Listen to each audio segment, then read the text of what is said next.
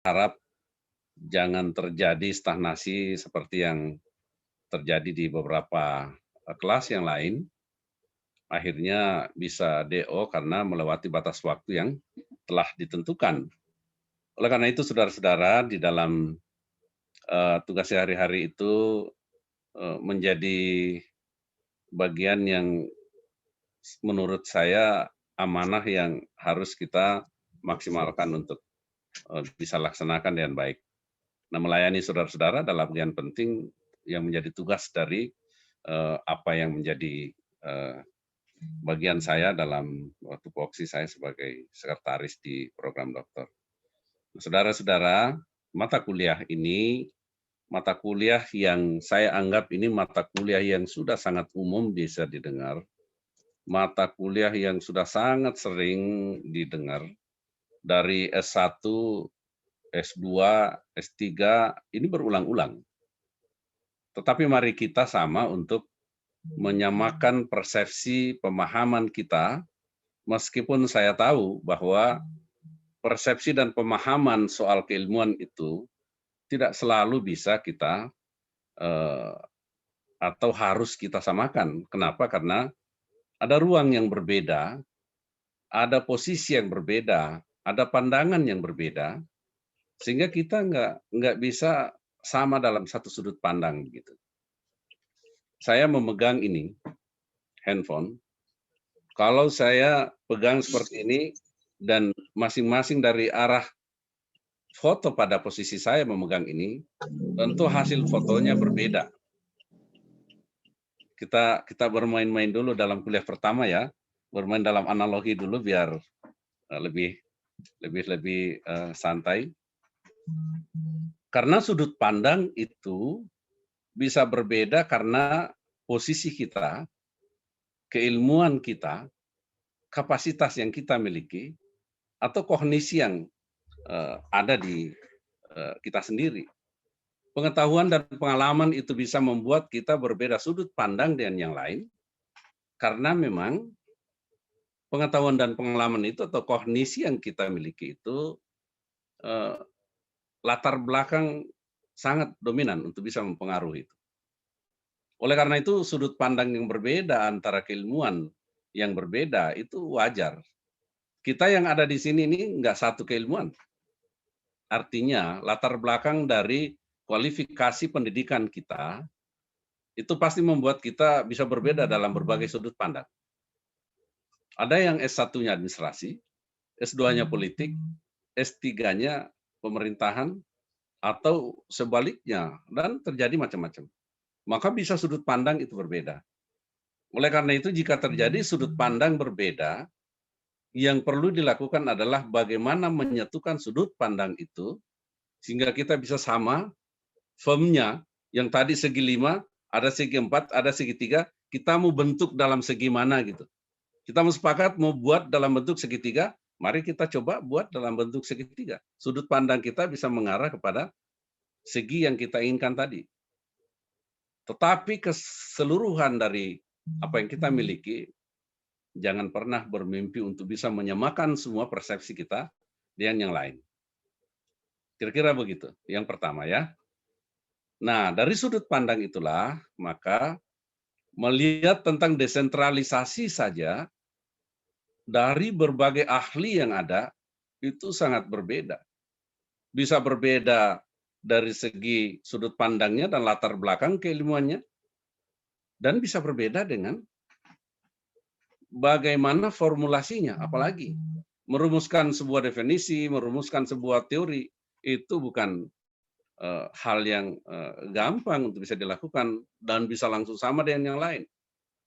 Tetapi saya ingin mengantarkan dulu kira-kira prolog-prolog, 2-3 prolog sebelum kita masuk, ini penting untuk kita lakukan. Ya, jadi dari sudut pandang itu, maka mari kita nanti menyamakan pandangan kita dalam melihat desentralisasi itu. Apalagi kalau kita bicara soal teori. Teori itu membuat kita harus sama pemahaman dulu, teori yang dimaksud itu yang mana. Karena berbagai teori pun dikemukakan oleh para ahli. Mau baca Mas Ri Singarimbun, mau baca Sofyan Effendi, mau Winarno Surahmat, mau Karl Linger, mau yang lain. Bisa berbeda pandangannya tentang teori dari segi formulasi. Ya, oleh karena itu teori bisa dirubah. Teori bisa diformulasi ulang. Redefine itu bisa dilakukan. Reformulasi teori bisa dilakukan. Pertanyaannya kapan bisa dilakukan? Itu yang perlu kita pahami dulu. Apalagi bicara tentang teori desentralisasi nanti.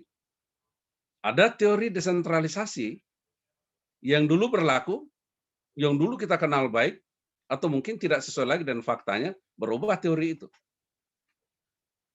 Tetapi ada juga nanti teori desentralisasi yang masih secara kontemporer ada pada saat ini. Berlaku sampai saat ini. Dari masa dulu, sekarang mungkin juga nanti. Kira-kira begitu ya. Jadi, saudara-saudara, yang kedua adalah dalam pikiran kita itu harus selalu berpikir yang objektif. Bagaimana bisa objektif? Jangan pernah berbicara tanpa data, kira-kira begitu. Data, ya masih data pun kita bicara itu masih bisa dipertanyakan datanya yang mana, data akurat atau data yang tidak akurat. Gitu. Jadi kalau seseorang selalu mengatakan katanya ada seperti ini, katanya itu adalah data yang tidak akurat. Saya dengar ada seperti ini, dasar kalimat saya dengar itu bukan sesuatu yang akurat. Kira-kira begitu. Nah, oleh karena itu kita pahami yang kedua ini bahwa di dalam kita berpikir, apalagi ini ya S3 ya, kita harus sama-sama berpikir analitis, kira-kira begitulah gambarannya. Jangan pernah berpikir hanya tesa. Jangan pernah berpikir hanya sintesa.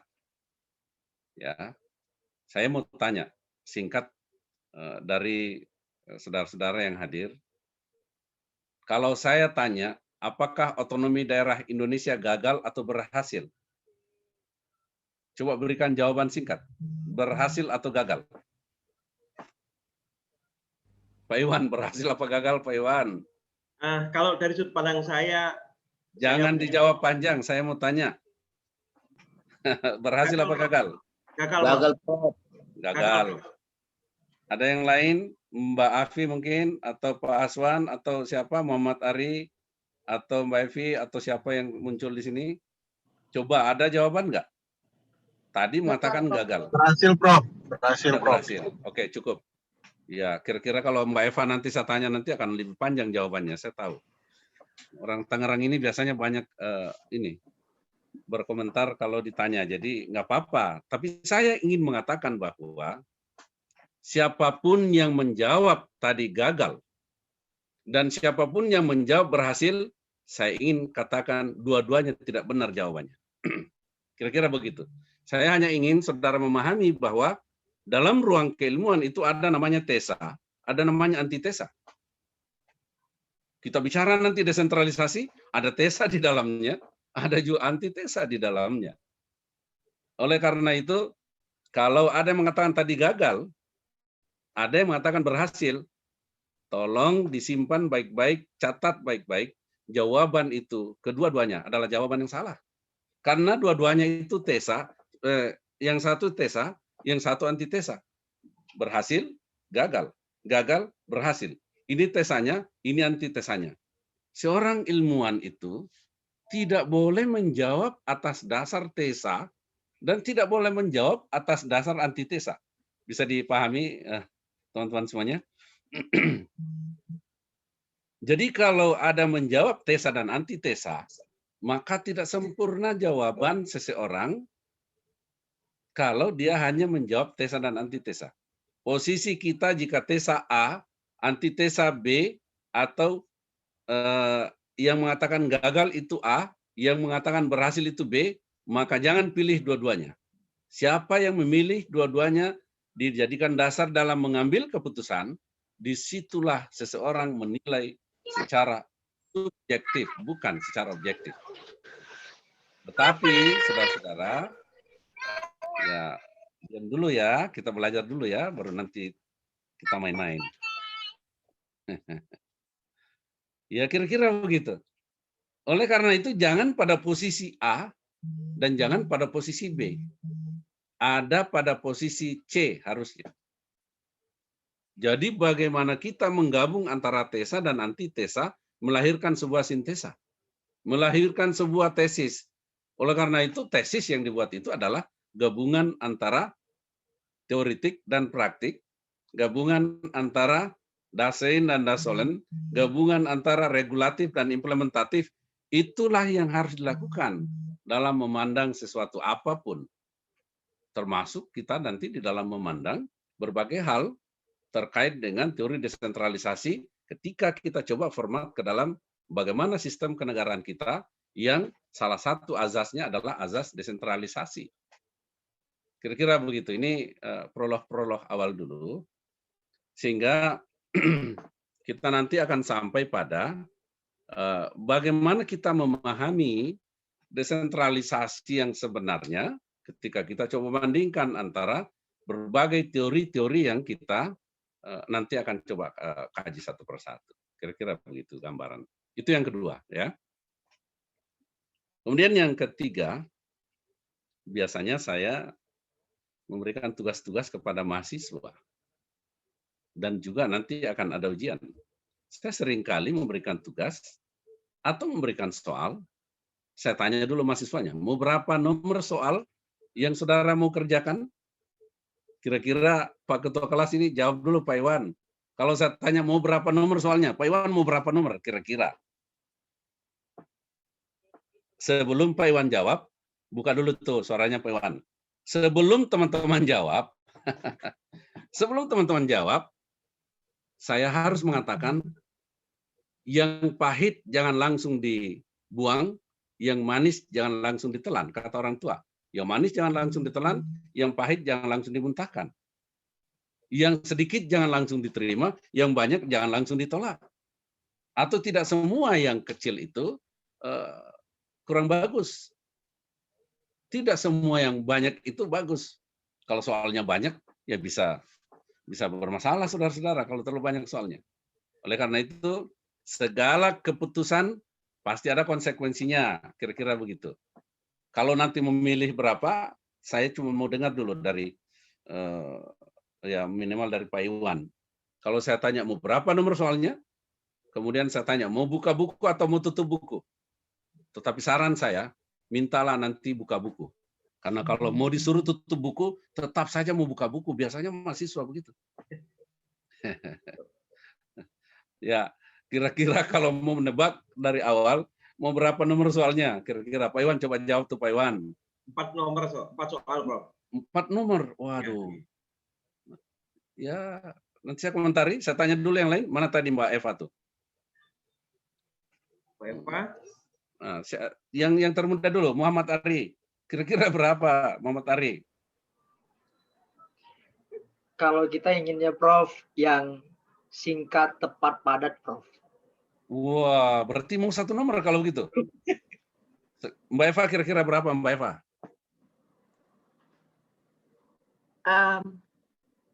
Mau berapa? Sebenarnya kami siap menerima dari Prof aja sih. Kalau begitu saya nggak tanya kalau jawabannya begitu. Oke, 3 Prof. 3. Atau Mbak Evi beda lagi mau 1? Kalau ada seorang yang bertanya mau berapa, tentukan menurut kita itulah kira-kira yang. Jadi jangan mengembalikan pertanyaan-pertanyaan itu. Kira-kira begitu dulu yang pertama. Ya, Prof. Yang kedua, jadi ini kita bermain-main dulu dengan logika kita ya. Kemudian kalau saya tanya mau berapa, maka boleh dijawab 1. Berani nggak saya kasih 1 nomor? Kalau berani saya kasih 1 nomor, karena dari semua kelas yang saya ajar, baik yang di PDN maupun di luar PDN itu, belum pernah ada yang berani minta 1 nomor. Tapi kalau minta 1 nomor kelas ini, pasti saya kasih 1 nomor. Ingat tadi, segala keputusan pasti ada konsekuensinya. Bercabang, Prof. 1 nomornya, Prof. Banyak anaknya 1 nomor itu. ABC. Banyak, Prof.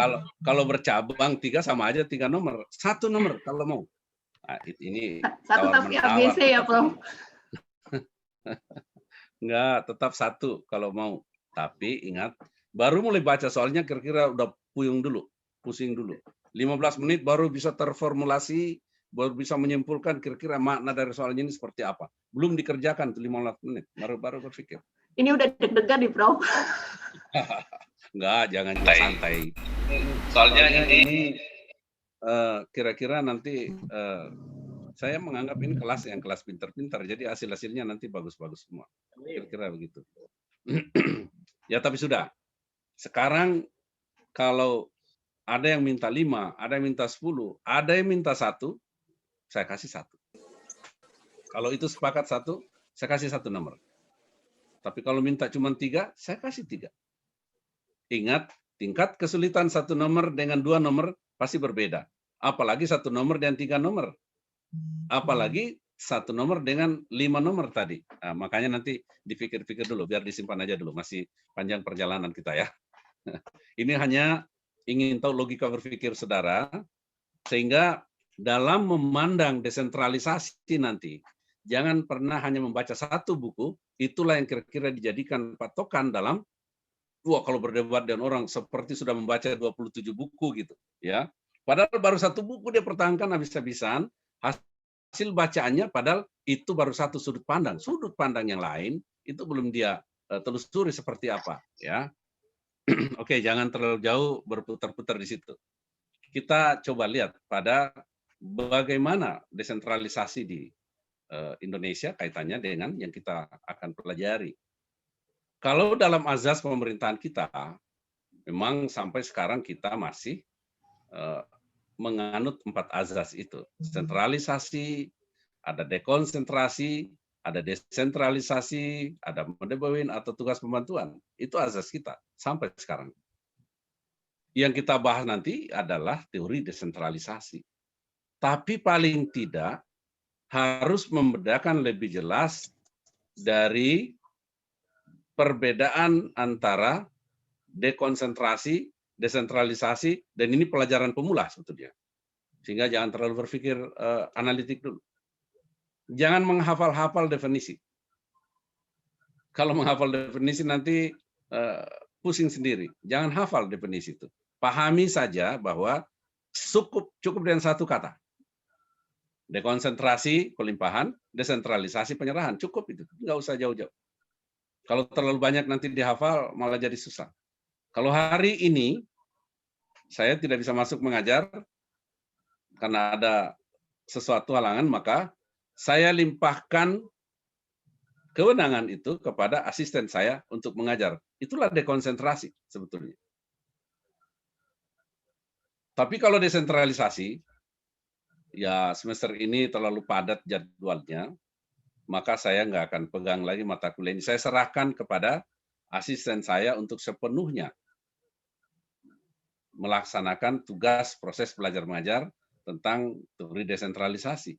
Artinya keterbatasan kewenangan itu ada ketika hanya dekonsentrasi. Dekonsentrasi hanya menyelenggarakan, melaksanakan kewenangan yang diberikan saja. Tetapi kalau desentralisasi, dia bisa melaksanakan seluruh kewenangan yang ada, karena itu memang sudah diserahkan, bukan hanya dilimpahkan tadi. Itu prolog ketiga.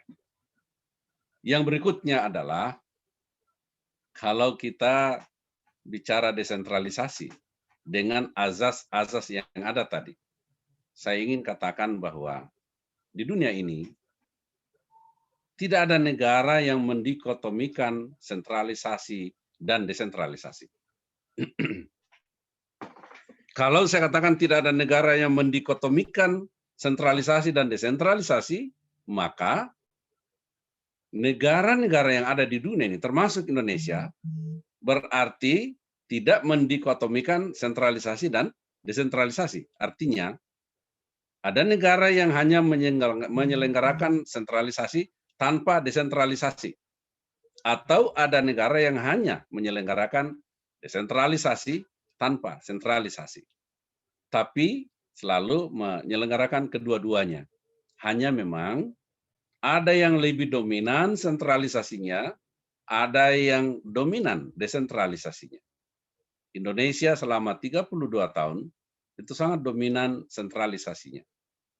Kewenangan pusat itu luar biasa, menumpuk kewenangan di sana, tetapi ketika terjadi paradigma baru pemerintahan Indonesia dalam era reformasi, maka kewenangan itu berubah dengan tidak lagi terlalu dominan sentralisasinya, tetapi sudah banyak kewenangan yang didesentralisasikan.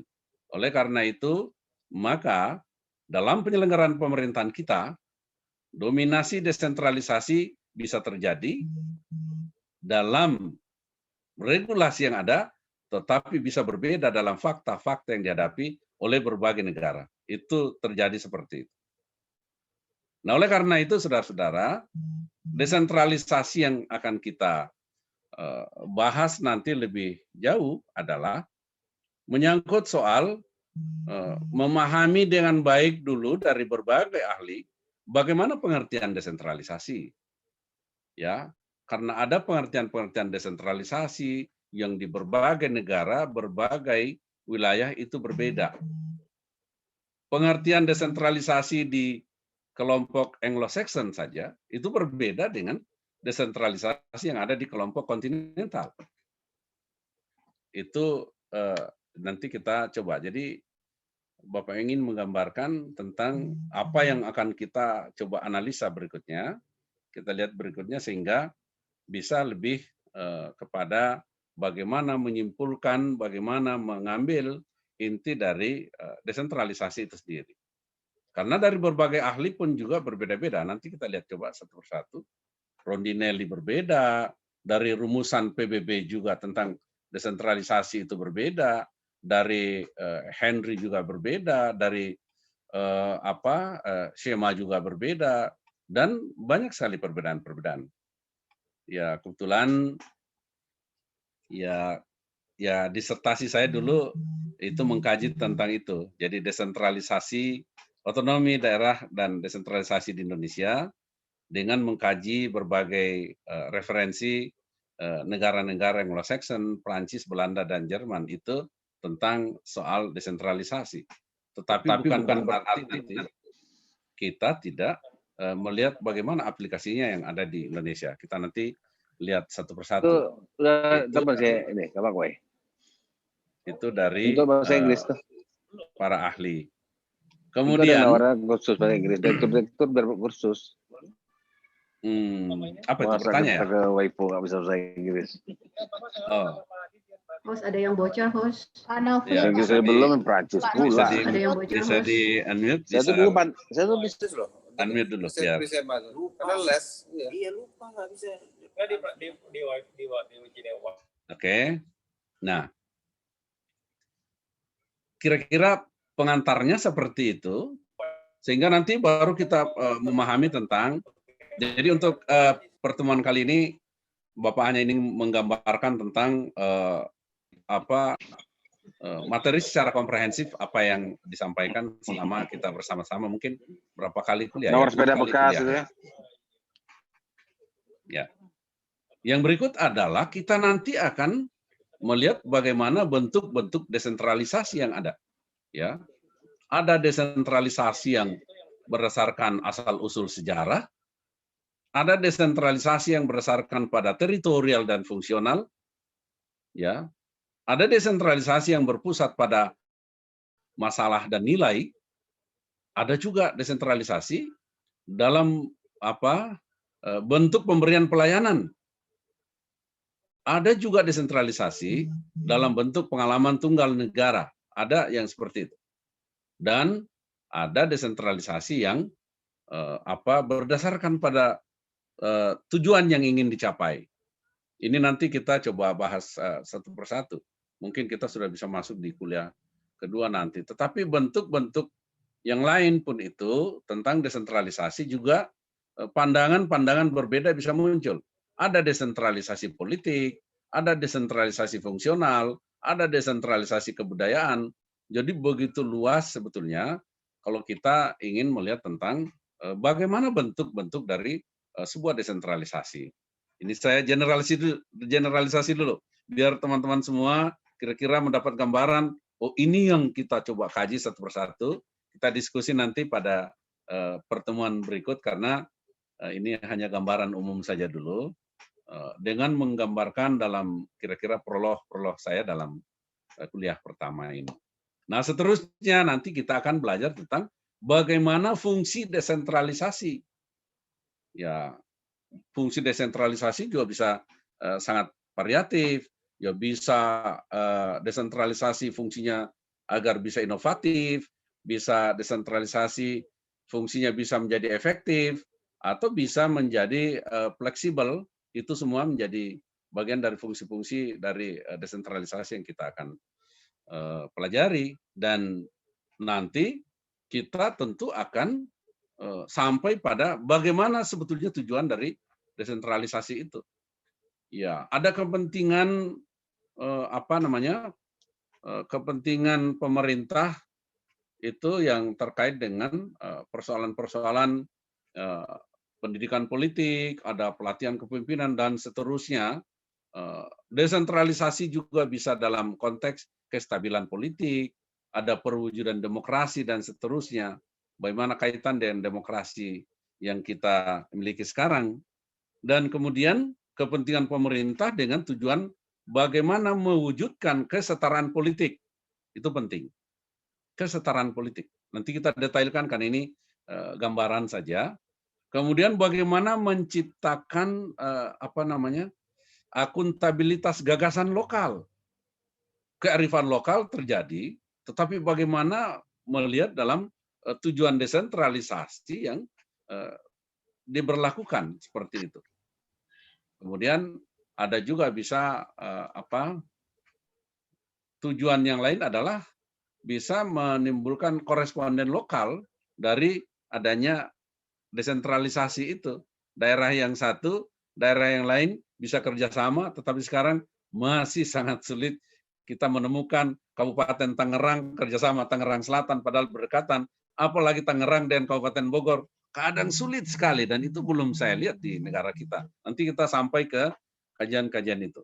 Yang pasti bahwa ketika kita bicara desentralisasi, apalagi kaitannya dengan reformasi, paradigma baru pemerintahan kita, ya secara global ada banyak negara yang melakukan reformasi, masuk dalam paradigma barunya. Tetapi ada yang gagal, ada yang berhasil total. Indonesia seperti apa? Saya coba gambarkan sekilas saja. Negara yang gagal dan negara yang berhasil. Masih ingat namanya Uni Soviet, saudara-saudara? Uni Soviet itu adalah negara adik kuasa yang pesaingnya hanya satu, Amerika Serikat. Kalau Amerika Serikat dan Uni Soviet itu adalah menjadi sebuah pesaing yang sangat besar, siapa yang pernah berpikir ketika itu, mungkin yang hadir di sini ya dengan sebaya-sebaya dengan saya, atau sudah pernahkah saudara berpikir ketika itu ada sebuah negara yang maha dahsyat, ada sebuah negara adik kuasa dalam waktu sangat singkat rata dengan tanah. Itulah Uni Soviet. Ketika itu dipimpin oleh seorang yang hebat, ada tompel di sini kepalanya namanya Gorbachev.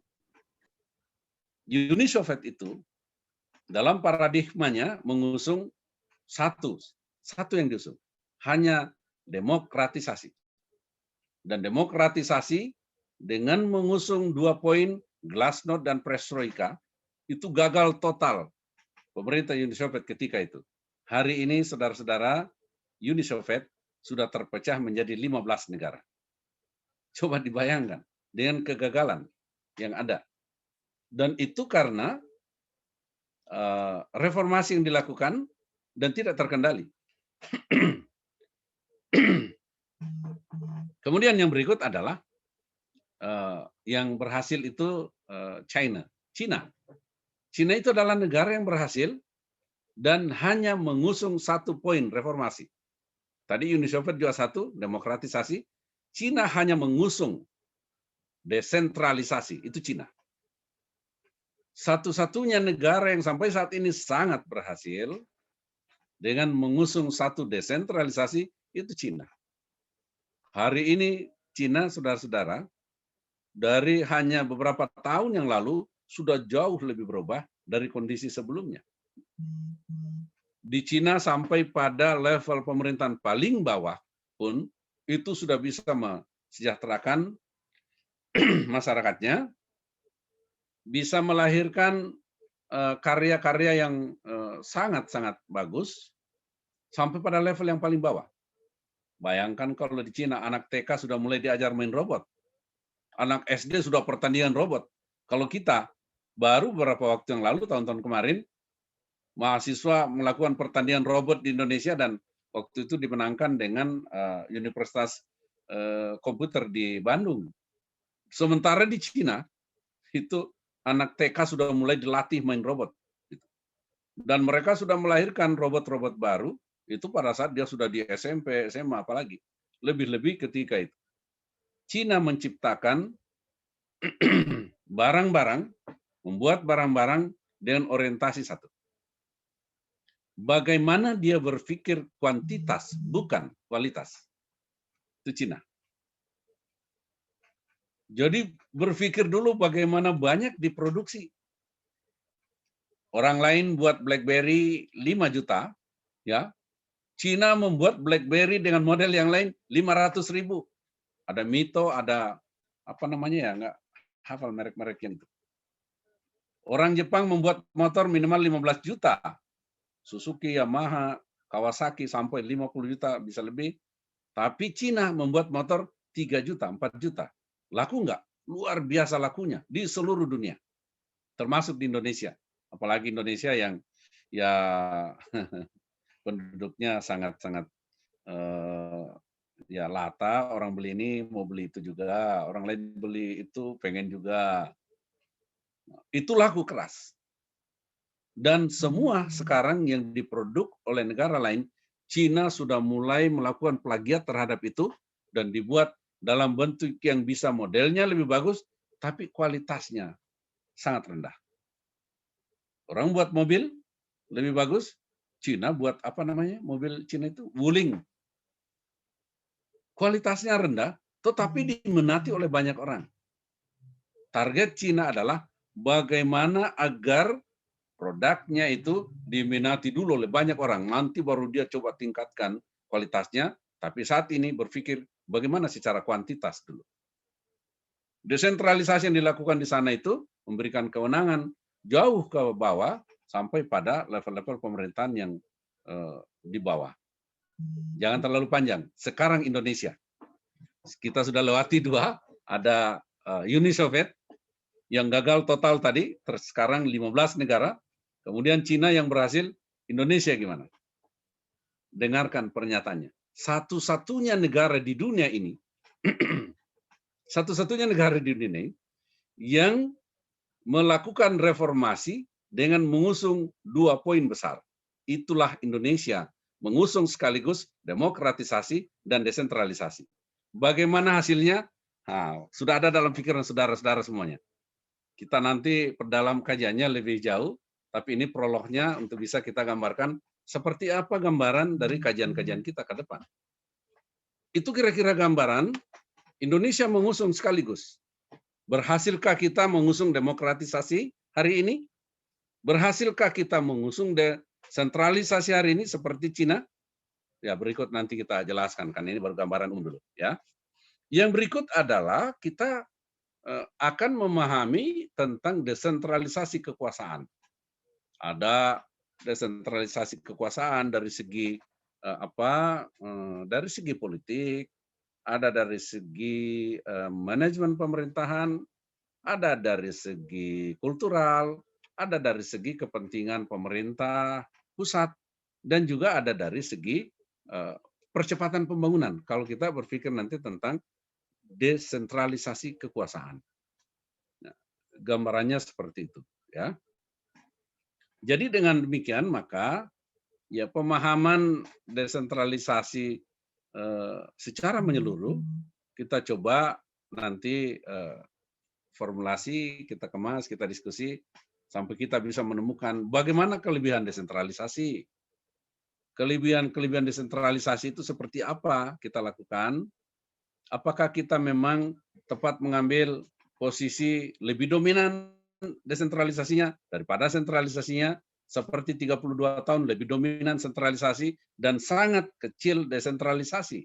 Sekarang kita berbalik bukan 360 derajat, tetapi kita lebih dominan sentralisasi, mengelola tentang keuangan daerah, APBD, itu sepenuhnya menjadi kewenangan daerah.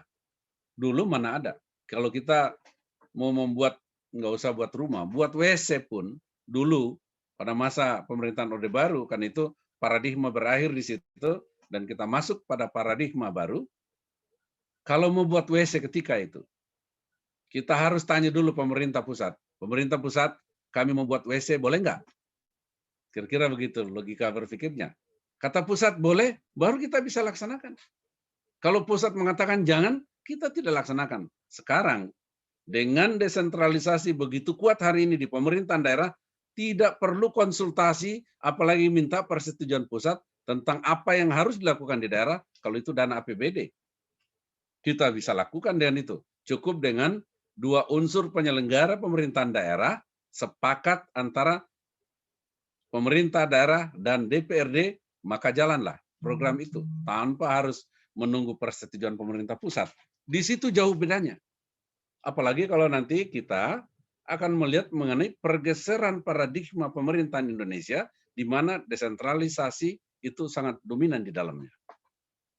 Nah, kira-kira begitu gambarannya, sehingga kelebihan desentralisasi itu nanti kita akan jelaskan lebih panjang soal itu, ya. Dan di samping kelebihan juga ada kelemahannya. Jangan hanya berpikir, oh ini kelebihannya desentralisasi, berarti bagus seperti ini, tanpa memikirkan kelemahan dari desentralisasi itu sendiri. Karena dengan desentralisasi pun itu punya titik-titik lemah, ya. Mungkin kita berpikir sekarang ya desentralisasi bagus, tapi jauh lebih besar biayanya dibanding kalau dulu sentralisasi. Nanti kita coba kaji lebih jauh soal itu. Nah, itu kira-kira gambaran, ya, karena saya hanya nanti bersama-sama dengan saudara-saudara, itu kurang lebih 6 atau 7 kali pertemuan. Selanjutnya nanti Prof. Joh Hermansyah yang melanjutkan perkuliahan sampai terakhir. Nah, jadi junior dulu, lebih duluan daripada seniornya. Beliau itu kan dulu sebagai Dirjen Otonomi Daerah. Tentu kognisi beliau tentu lebih sempurna, lebih lengkap karena mendalami tentang teori desentralisasi dan aplikasinya sebagai Dirjen Otonomi Daerah yang tentu bicara desentralisasi ya tentu akan berbeda. Tetapi dari sudut pandang keilmuan ini kita harus dudukan dulu. Posisi saya mendudukkan semua itu dalam bentuk sudut pandang keilmuan. Mungkin terapannya nanti Pak Prof. Joh yang bisa lebih jauh menjelaskan itu. Karena saya hanya terbatas pada 7 kali pertemuan saja paling tinggi. Kira-kira seperti itu gambarannya, saudara-saudara. Maka dengan demikian, ya memang pertemuan-pertemuan kita di awal nanti, mudah-mudahan ini nggak tahu apakah ini memang sudah permanen jadwalnya di jam sekian, atau nanti ada pergeseran jadwal. Nanti kita coba lihat seperti apa, karena selalu ada informasi juga buat saudara-saudara di dalam bagaimana menyesuaikan jadwal-jadwal yang ada. Saya secara terus terang hari ini baru akan mencoba menyesuaikan jadwal saya. Kalau hari Sabtu itu saya mengajar 4 kelas, jadi tadi sudah 2 kelas, tambah ini kelas ketiga, dan ini ada lagi 1 kelas sampai sore. Jadi bukan berarti dijadikan alasan seperti itu, kan itu nggak boleh.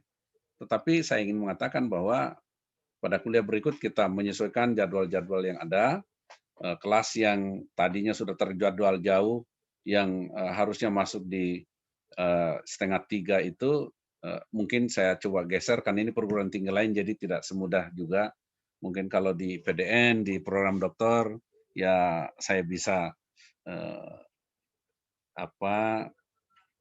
berperan sedikit di situ untuk bisa mengatur-ngatur jadwal. Tetapi ini jadwal dari perguruan tinggi yang lain, ya tidak semudah saya bisa menggeser jadwal dari, misalnya yang berikut ini jadwal dari LAN. Jadi Setialan itu juga karena sudah dari dulu di pasca sarjana kita harus menghargai itu dan saya berupaya untuk masuk karena sistem yang kita gunakan di IPDN itu agak berbeda dengan sistem yang digunakan di LAN. Kita masih menggunakan Google sederhana. Kita masih menggunakan Zoom sangat sederhana. Kita masih menggunakan Google Meet yang juga masih sangat sederhana.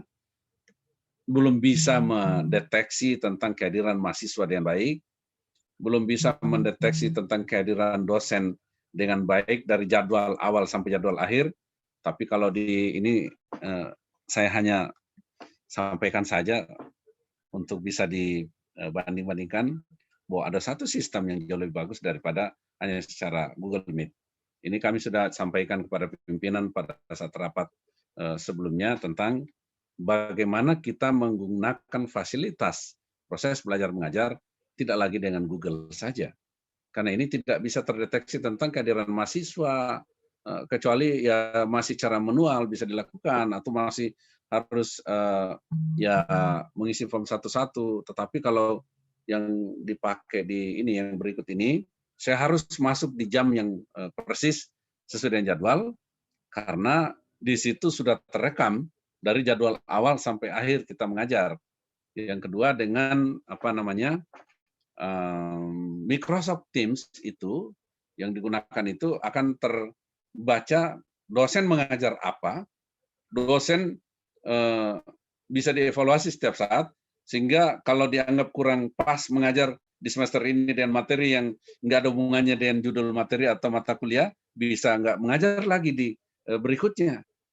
Nah, mahasiswa pun, kita pun harus mengirimkan rekaman dari atau terekam secara otomatis di dalam Google Meet itu, Microsoft Teams itu, tentang berapa lama saya mengajar, materi apa yang saya ajarkan, kemudian nanti kalau 3 SKS, 1 SKS ngajar 50 menit, 1 SKS diskusi 50 menit, 1 SKS mengerjakan tugas 50 menit. Jadi 150 menit itu, atau 2,5 jam itu, adalah waktu yang memang harus full digunakan. Kalau tidak, kita tidak dibayar dengan tidak lengkapnya laporan itu. Tapi kalau ini, ya jujur saja masih bisa. Saudara-saudara nggak masuk sekarang ini masih ada cara untuk bisa kira-kira menghadirkan saudara dalam ruang ini. Kalau memang di absen satu-satu dan di tabulasi berdasarkan pada sistem yang ada. Tapi kalau untuk yang berikut ini, saya harus masuk di jamnya yang tepat. Jika berhalangan pada saat itu harus menggantikan pada jam yang lain. Dan kalau tidak menggantikan itu, hati-hati. Semester berikut sudah bisa dipertimbangkan untuk tidak lagi mengajar karena dianggap tidak konsisten dengan jadwal yang diberikan. Kira-kira begitu. Oleh karena itu, mohon maaf, kita harus berakhir sebelum 2.30. Jadi sedikit lagi dan saya langsung masuk di pas 2.30 nanti berikut baru Bapak coba konfirmasi untuk menggeser jadwal itu ke jadwal-jadwal yang berikutnya sehingga bisa ada tambahan waktu untuk kita bisa interaksi lebih jauh. Saya kira itu saudara-saudara. Atau ada yang mau komentar? Ada yang mau berbicara? Ada yang mau silakan, karena prolog hari ini hanya sifatnya pengantar saja, memberikan gambaran tentang apa kira-kira yang menjadi bahan diskusi kita untuk kuliah-kuliah berikutnya. Ada yang mau komentar? Silakan sebelum kita akhiri. Cukup? Mungkin Prof. Cukup, Prof. Cukup untuk hari ini karena ini buat sebentar.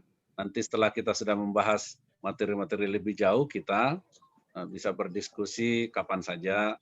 Jangan cuma saya yang berbicara, biar adil, kita sama-sama berbicara, kan begitu. Ya, Prof. Ya, Oke, baik ya, sukses semuanya. Terima kasih, Terima kasih, terutama yang jauh di sana. Tadi lagi tugas di Bali, wah Pak Novi. Lagi di pesawat ya, Pak. Dalam keadaan di mobil masih bisa interaksi seperti sekarang. Ada Pak saya di Pekalongan, ada Pak Ali Riza, Ada kalau yang lain-lain ini ya ada Pak Sulaiman di Papua, Pak Iwan sekarang lagi di NTT, Pak Iwan. Saya di rumah Pak, di Bekasi nih Pak. Oh, ya. Saya nggak terlalu prihatin sama Pak Iwan karena dekat aja. Lagi Mbak Eva, Pak Edi, Mbak Evi, itu semua dekat-dekat aja. Jadi ya kita lebih prihatin yang